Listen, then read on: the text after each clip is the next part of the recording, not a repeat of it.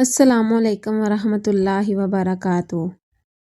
ہم گاؤں میں رہنے والے سادہ سے لوگ تھے۔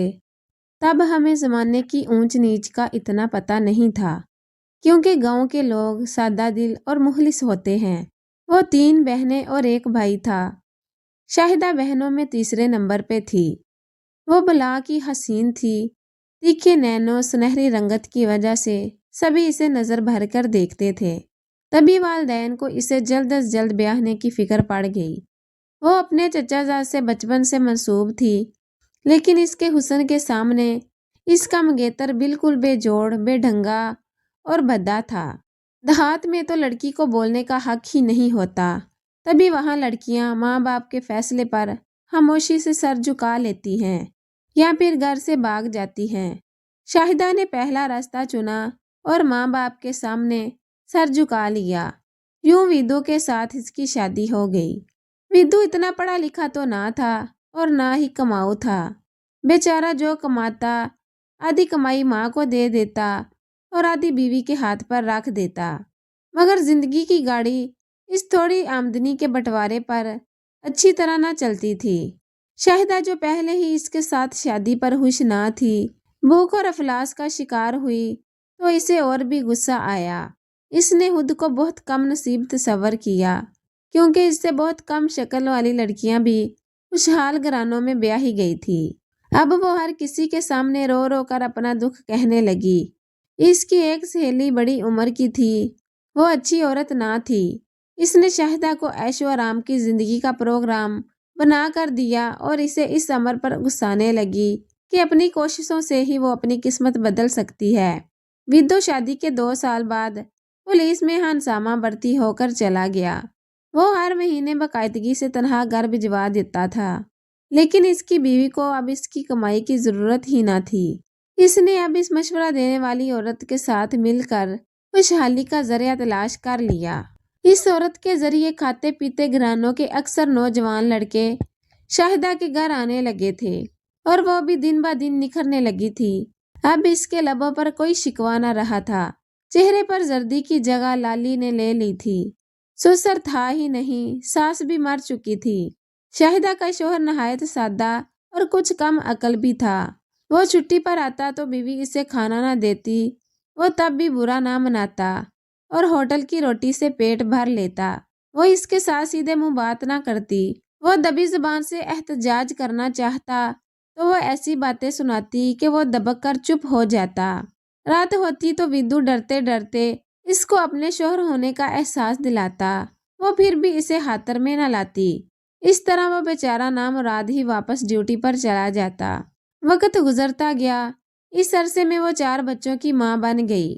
اس نے پرانا گھر بدل کر نئے محلے میں کچھ بہتر گھر لے لیا تھا۔ اس کی خوبصورتی میں ابھی تک کوئی فرق نہ آیا تھا۔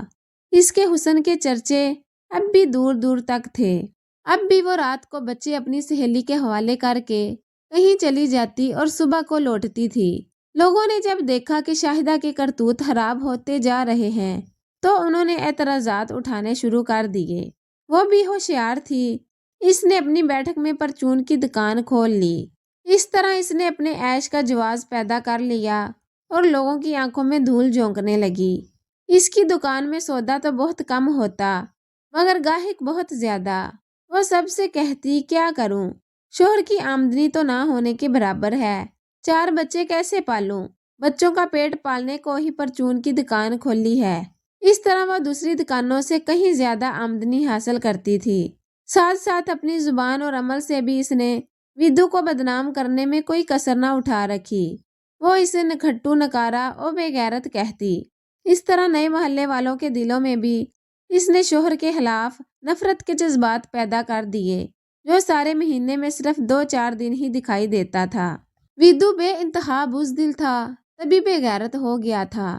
جب وہ ہی بیوی سے باز پرس نہ کرتا تو محلے والے شاہدہ کو کیا کہتے۔ ویدو کے چپ رہنے کی شاید ایک وجہ یہ بھی تھی کہ وہ بیوی کے حسن سے مرعوب اور اپنی غربت سے مجبور تھا۔ وہ بیوی کو اس کی خوبصورتی اور وقت کے تقاضوں کے مطابق ضروریات زندگی مہیا کرنے سے قاصر تھا۔ اس نے بھی شاید حالات سے سمجھوتا کر لیا تھا کہ چلو جب شاہدہ خود ہی اپنا اور بچوں کا پیٹ پال رہی ہے تو مجھے مزید بھاگ دوڑ کرنے کی کیا ضرورت ہے؟ مگر جب بھی وہ منت سماجہ سے اس کو اپنے شوہر ہونے کا احساس دلانا چاہتا تو کبھی بیوی کو اس پر ترس آ جاتا اور کبھی وہ اپنے چھپے ہوئے پنجے نکال لیتی۔ انسان چاہے کتنا ہی منہ زور کیوں نہ ہو جائے، قدرت کی لاٹھی ایک نہ ایک دن اس کے سر پر ضرور پڑتی ہے۔ شاہدہ کے کرتوت جب ناقابل برداشت ہو گئے تو اسے وقت نے سزا دینے کے لیے منتخب کر لیا۔ اس کا ایک رشتہ دار سمیع جب پہلی مرتبہ اس کے گھر آیا تو وہ بھی اس کے حسن کے جادو سے نہ بچ سکا۔ اس عرصے میں وہ خاندانی لحاظ سے اکیلی ہو گئی تھی۔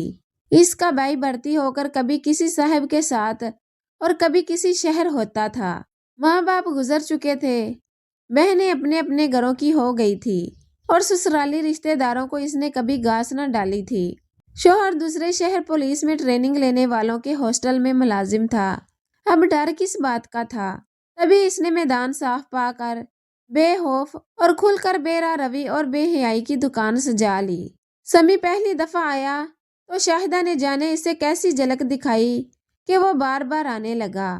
حالانکہ وہ شادی شدہ تھا پھر بھی اس عورت پر فرفتہ ہو گیا اور ہر ہفتے اس کے در پر حاضری دینے لگا۔ اس کے بچوں کے لیے باقاعدگی سے فروٹ، مٹھائی، کپڑے اور کھلونے لاتا۔ شاہدہ نے اس سے مستقل ناتا جوڑ لیا۔ اب کسی کو وہ منہ نہ لگاتی تھی۔ سمیع بھی اس شرط پر اسے ہر ماہ کافی رقم دیتا تھا کہ وہ کسی اور سے ناتا واسطہ نہ رکھے گی، لیکن جو اس کے پرانے ملنے والے تھے انہیں یہ بات اچھی نہ لگی۔ انہوں نے ایک منصوبہ بنایا۔ ایک رات سمیع اور شاہدہ ایک ہی کمرے میں سوئے ہوئے تھے۔ گاؤں کے چند معزز آدمی اور کچھ نوجوان اچانک اس کے گھر کے صحن میں داخل ہو گئے۔ سمیع تو کھڑکی سے بھاگ کر جان بچانے میں کامیاب ہو گیا، لیکن شاہدہ کو اپنی غلطیوں کی یہ سزا ملی کہ وہ سارے گاؤں میں بدنام ہو گئی۔ گلی گلی اس کی بد چلنی کے چرچے ہونے لگے۔ جب اس کے بیٹوں کو، جو اب سمجھدار ہو چکے تھے، محلے والوں کی زبانی ماں کے کرتوتوں کا علم ہوا تو وہ بھی اپنے باپ کے پاس چلے گئے۔ حامد، جس نے شاہدہ کی حرکتوں کا کبھی پوچھا تک نہ تھا، اس نے بھی محلے والوں کی زبانی جب سرے عام بیوی کے بارے میں غلط حالات سنے تو اسے طلاق دے دی۔ اور شاہدہ کا محبوب سمیع، جس کی وجہ سے اس نے یہ کڑی گھڑیاں دیکھی، وہ تو ایسا گم ہوا جیسے اسے آسمان نگل گیا یا زمین کھا گئی ہو۔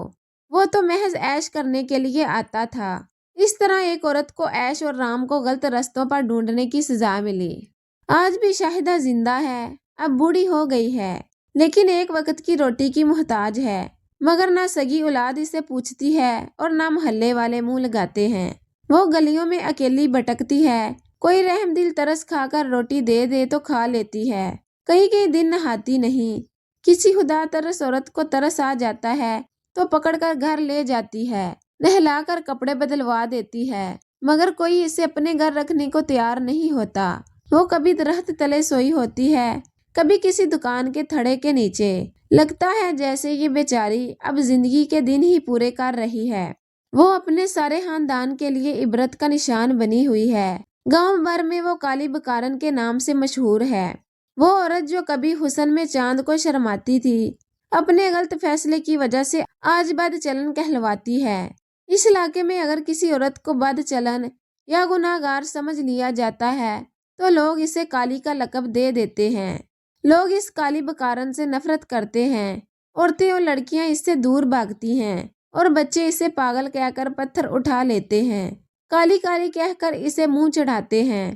شاید یہی وہ سزا ہے جو قدرت کی طرف سے اس کے لیے مقرر کر دی گئی ہے۔ خدا را کسی کے بہکاوے میں یا کسی کی غلط باتوں میں آ کر اپنا مستقبل تباہ مت کریں۔ وہ لوگ تو آپ کو غلط راستہ دکھا کر خود تو دودھ سے مکھی کی طرح غائب ہو جاتے ہیں، اور آپ کی ایک غلطی ساری زندگی کے لیے آپ کو دنیا کی نظروں میں ذلیل و رسوا کر دیتی ہے۔ پھر انسان نہ گھر کا رہتا ہے اور نہ باہر کا۔